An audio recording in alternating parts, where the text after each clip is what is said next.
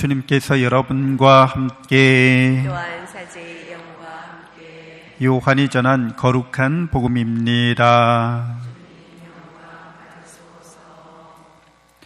그때 요한은 예수님께서 자기 쪽으로 오시는 것을 보고 말하였다. 보라, 세상의 죄를 없애시는 하나님의 어린 양이시다.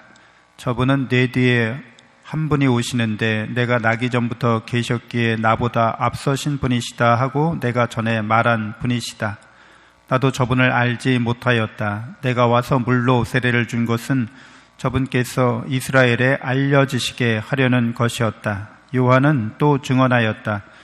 나는 성령께서 비둘기처럼 하늘에서 내려오시어 저분 위에 머무르시는 것을 보았다. 나도 저분을 알지 못하였다. 그러나 물로 세례를 주라고 나를 보내신 그분께서 나에게 일러주셨다. 성령이 내려와 어떤 분 위에 머무르는 것을 네가 볼 터인데 바로 그분이 성령으로 세례를 주시는 분이다. 과연 나는 보았다. 그래서 저분이 하느님의 아드님이시라고 내가 증언하였다. 주님의 말씀입니다. 그리스도님 찬미 예수님, 하느님의 복동이 고맙습니다. 고맙습니다.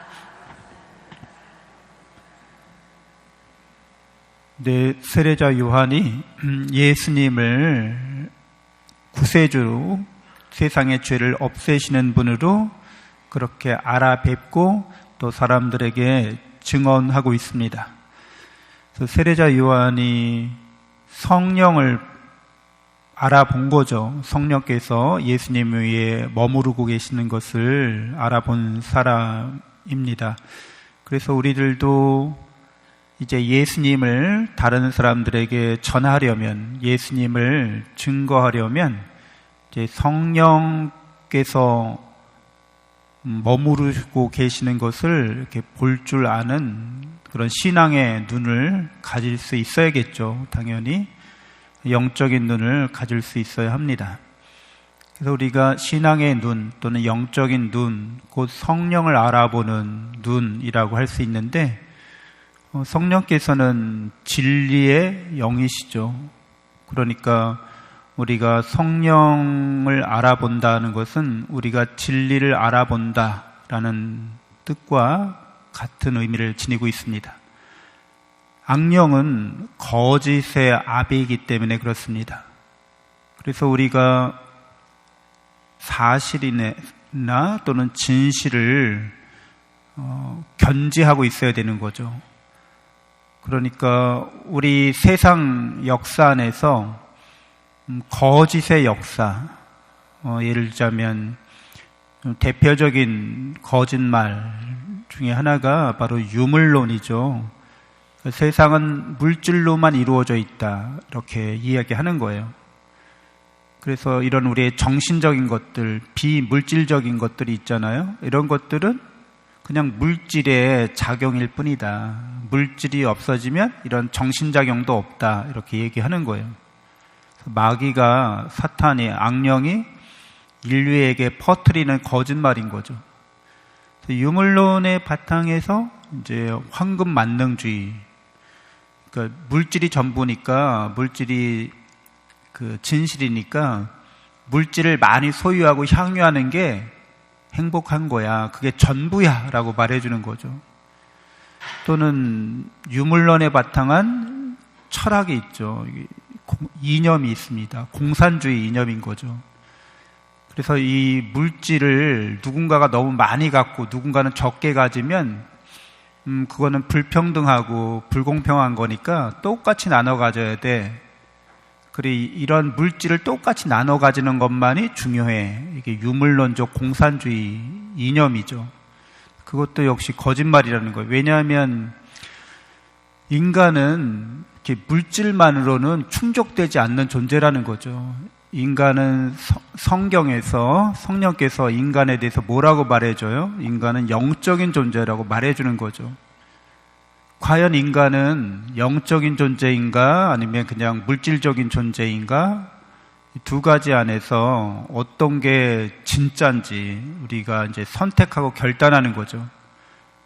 성령을 받은 사람들은 인간이 그냥 물질에 지나지 않는다는 거짓말을 믿지 않습니다. 그것을 꿰뚫어 봅니다. 인간은 물질을 넘어서는 존재라는 거죠. 그래서 우리 그리스도인들이 이렇게 진실과 거짓 앞에서 성령을 받은 사람들은, 성령을 알아보는 눈을 가진 사람들은 언제나 진리 편에 선다는 거죠. 진실의 편에 선다는 거죠.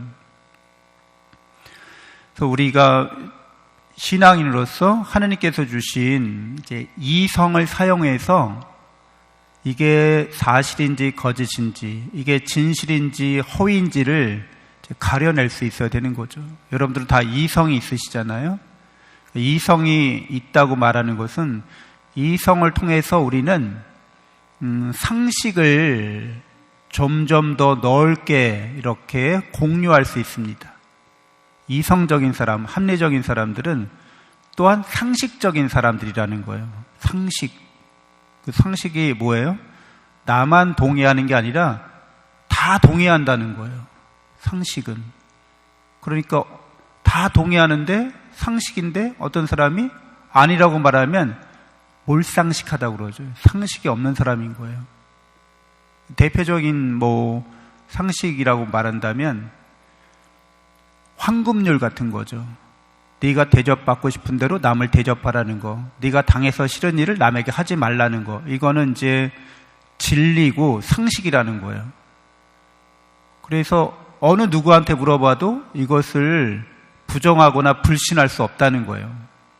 그걸 부정하고 불신하는 사람들도 있어요. 근데 몰상식한 사람들도. 근데 그 사람의 예를 들면 도둑인 거죠. 남의 물건을 훔쳐요. 그거는 황금률을 깨는 거잖아요. 내가 대접받고 싶은 대로 대접하거나 내가 당해서 싫은 일을 하는 거잖아요. 도둑질하는 거는. 그게 다 무슨 소용이야. 나만 좋으면 됐지. 그리고 훔쳐요.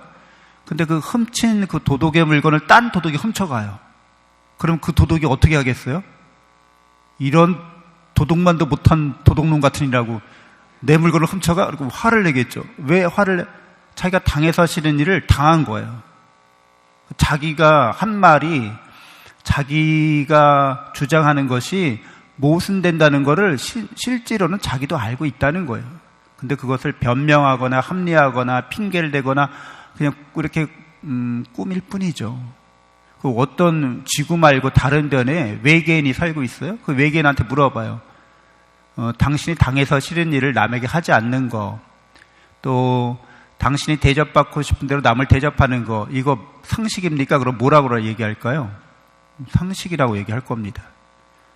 그러니까 우리가 상식이라고 하고 진리라고 하는 것들은 보편 타당성을 갖고 있다는 거예요.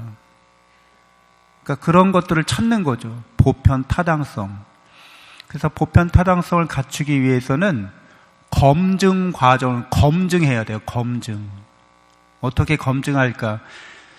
가장 단순하고 쉬운 방법 중에 하나가 정반합을 거치는 거죠. 정반합, 그러니까 변증법이라고 그래요. 그러니까 변증법이라고 말하는 건 변론하고 증명한다 이런 뜻이에요. 변호사, 변론해서 지켜준다는 말이잖아요. 잘 설명해서, 알아듣게 설명해서 그것이 옳다고 그것이 그르다고 하는 것을 드러내는 거죠. 이게 변증법이라고 해요. 그러니까 변증법은 정반합으로 이루어져 있어요. 그러니까 내가 어떤 주장을 하려면 내가 옳다, 정의다, 이것이 맞다 이렇게 정을 주장하려면 반드시 그 반대 주장의 이야기를 들어봐야 한다는 거예요. 그러니까 이거 내가 맞는다고 하는데 다른 사람은 내가 틀리대요. 그러면은 내가 뭘 맞고 뭘 틀리는지를 합쳐봐야 된다는 거죠. 정반을 합쳐봐야 된다는 거예요. 그래서 검증해야 된다는 거죠.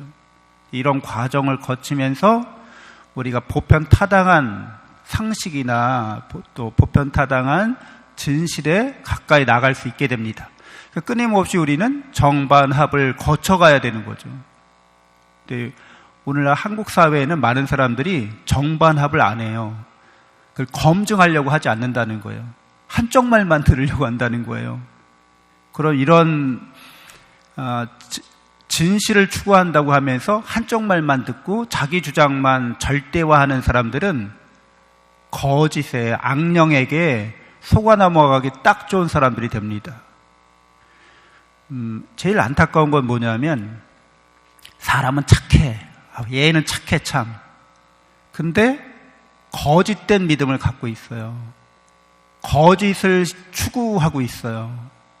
진실이 아니라 거짓을 맹목적으로 추정하는데 착해. 이런 사람들 얼마나 딱하겠어요. 사이비 교주 있잖아요. 여러분들.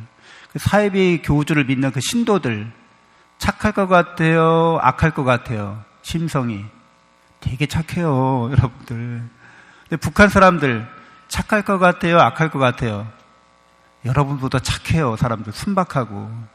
여러분들은 그냥 이 세상 풍파를 많이 겪어서 자본주의 사회에 살면서 아주 영악하지만 이 북한에 사는 사람들은 순박해요. 사람들이.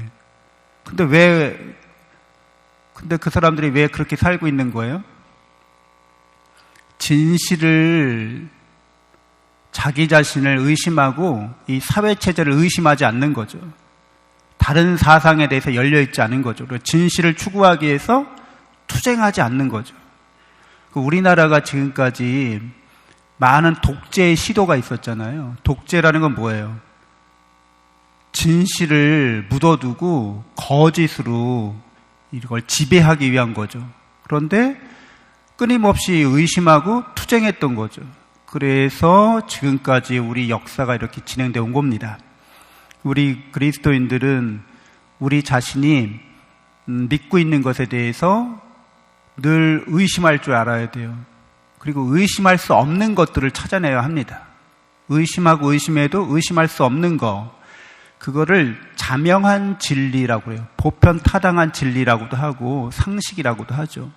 그런 것들을 넓혀가는 거죠. 계속 넓혀가면서 우리는 모든 사람들이 진리의 세계로 들어오도록, 그래서 하느님을 뵐 수 있도록, 진리 그 자체를 뵈는 이렇게 직접 보는 행복에 이를 수 있도록, 그 안에서 선을 누릴 수 있도록 해줘야 합니다.